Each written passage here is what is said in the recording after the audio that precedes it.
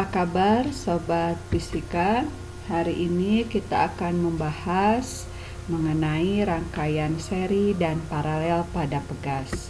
Sebelumnya kita sudah membahas mengenai hukum Ohm, di mana kita bisa mengetahui apa hubungan gaya dengan pertambahan panjang pegas. Semakin besar gaya yang kita berikan, maka pertambahan panjang pada pegas juga semakin besar. Dan kemarin kita sudah belajar mengenai konstanta pegas, di mana konstanta pegas merupakan tingkat kelenturan dari sebuah pegas.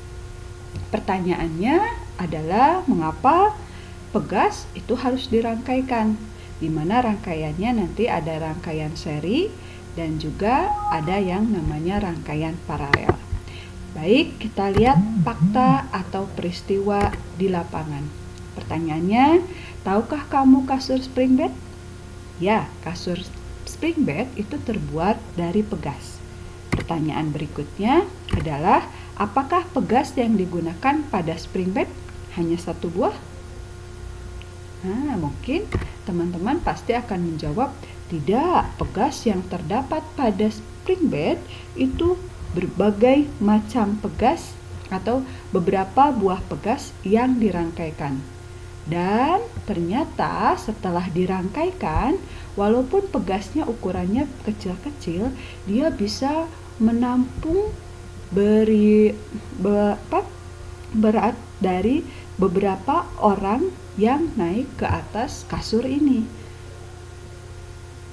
Pertanyaannya, mengapa kasur spring bed ini tidak hanya menggunakan satu buah pegas yang ukurannya besar sebesar kasur, kenapa harus ukurannya yang kecil-kecil? Nah, teman-teman pasti bisa menjawabnya sekarang ya, dan nanti kita akan bahas lebih lanjut.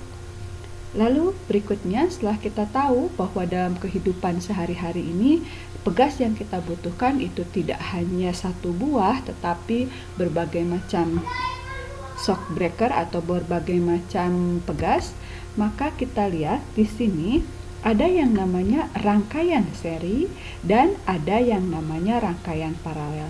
Rangkaian seri itu biasanya dua buah pegas yang disusun ke bawah seperti ini. Sedangkan rangkaian paralel itu yang disusun ke pinggir atau sejajar.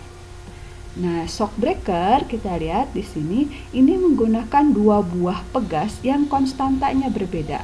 Kita lihat di sini yang ini lebih rapat, sedangkan yang di sebelah sini itu lebih renggang. Artinya sekali lagi shock breaker di sini disusun atau dirangkai dengan rangkaian seri. Penggunaan rangkaian pegas. Kita lihat. Ini ada motor Mio, di mana shock breakernya itu hanya satu buah.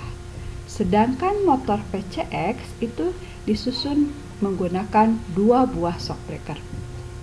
Mengapa? Pada motor PCX itu dirangkaikan dua buah pegas sekaligus, sedangkan motor Mio itu tidak. Ya, betul jawabannya, karena motor PCX itu bebannya lebih berat sehingga membutuhkan pegas yang lebih kuat. Artinya di sini bahwa rangkaian pegas yang disusun secara paralel itu menyebabkan pegas yang digabungkan itu menjadi lebih kuat. Nah, kita lihat di sini, maka untuk konstanta pegas yang dirangkaikan secara paralel itu kita jumlahkan konstanta 1 ditambah konstanta 2. Karena tadi fungsi dari rangkaian paralel itu adalah memperkuat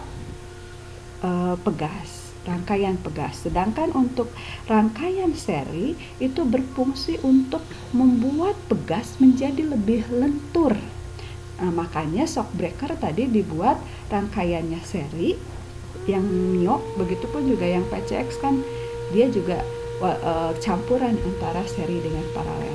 Fungsinya itu adalah membuat tadi pegas menjadi lebih lentur, sehingga di sini konstanta gabungan dari K1 dengan K2 itu adalah 1 per K1 ditambah 1 per K2.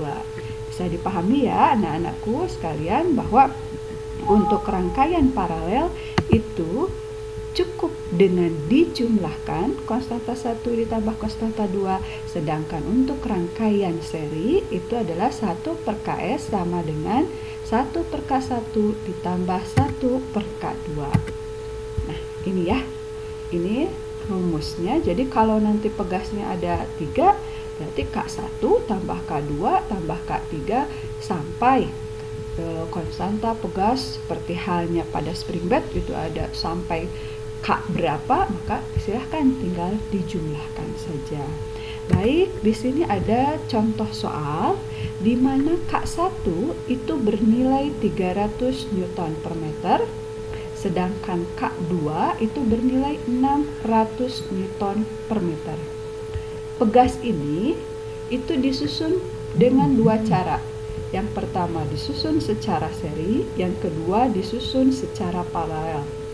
Jika rangkaian tadi diberi beban sebesar 0,9 kg, nah apabila dikasih beban pasti otomatis pegas ini akan bertambah panjang. Pertanyaannya, berapa pertambahan panjang jika kedua pegas dirangkai A secara seri, B secara paralel? Baik, tadi kita ketahui bahwa konstanta gabungan untuk dirangkaikan seri itu sama dengan 1 per K1 ditambah 1 per K2.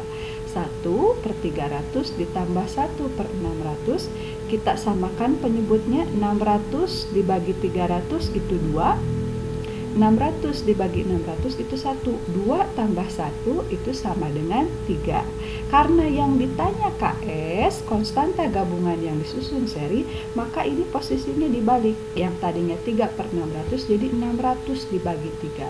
Jadi konstanta gabungannya itu adalah 200. Lalu pertambahan panjangnya dari hukum Newton untuk mengetahui delta X itu sama dengan gaya dibagi Ks, konstanta gabungan yang disusun secara seri, di mana gaya beratnya itu adalah masanya dikali percepatan gravitasi. 0,9 dikali 10 berarti gaya beratnya itu adalah 9 Newton. Maka 9 dibagi 200 itu adalah 0,045 meter atau sama dengan 4,5 cm. Lalu bagaimana dengan yang disusun secara paralel? Ketika digabungkan dengan antara K1 dengan K2 dengan cara paralel, cukup dijumlahkan saja konstantanya. 300 ditambah 600 itu sama dengan 900 Newton per meter. Nah, kita lihat perbedaannya. Dengan digabungkan secara paralel itu nilainya 900, sedangkan yang seri itu 200.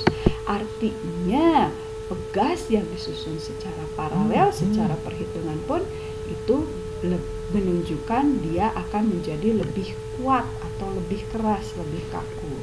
Maka pertambahan panjangnya pasti akan lebih sedikit.